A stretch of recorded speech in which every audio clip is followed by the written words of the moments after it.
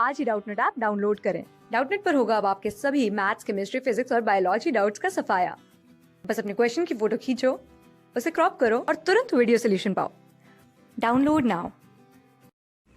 ये क्वेश्चन में हम लोगों को बोला गया कि लाइमैन सीरीज और बामर सीरीज ये दोनों का मिनिमम वेवलेंथ्स का बीच का रेशियो है, ये हम लोग को निकालना है। ओके, तो लाइमैन सीरीज हम लोग को पता है कि n is equal to 1, n is equal to 1 में जो भी ट्रांजिशन हो रहे हैं, मतलब n इज इक्वल टू 1 तक to n is equal to 1 जो भी ट्रांजिशन होते हैं वो है Lyman series, right. To n is equal to 1 Lyman series, right. And to n is equal to 2, n is equal to 2 तक जो भी ट्रांजिशंस होते हैं वो क्या है, बामर सीरीज है।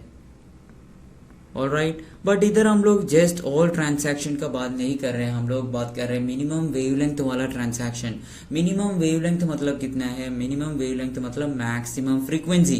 मैक्सिमम फ्रीक्वेंसी मतलब क्या है, minimum wavelength lambda minimum implies frequency maximum. Frequency maximum implies क्या है, energy maximum, that is energy change जो है, एनर्जी ट्रांसिशन के टाइम पे एनर्जी डेल्टा ई जो हो रहे, that is maximum, delta E is maximum.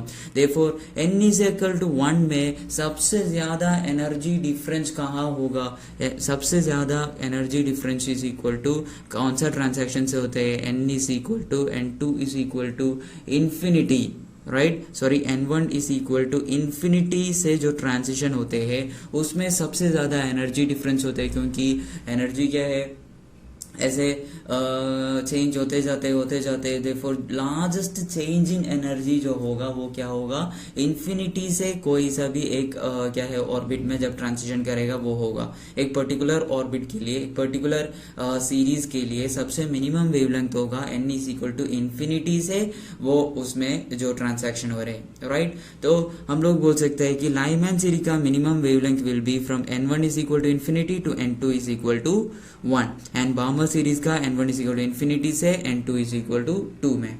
Therefore we know Balmer equation 1 divided by lambda is equal to 1 divided by lambda is equal to Rydberg constant r into 1 by 1 divided by n2 minus 1 divided by n1, right। It is equal to Rydberg constant r into 1 divided by n2 is equal to, we know it is nf is equal to n final is equal to 1 minus 1 divided by infinity। ये क्या है, हम लोग Lyman series का बात कर रहे हैं। Okay, Lyman series for Lyman, alright. And बामर minimum wavelength in Balmer is equal to Rydberg constant into 1 divided by n2 minus 1 divided by n1। ये n2 क्या है, it is nothing but the final orbit of the transition, or this is initial one। okay, it is equal to r into 1 divided by n2 square है, right, n2 square minus n1 square, n2 square n1 square, sorry।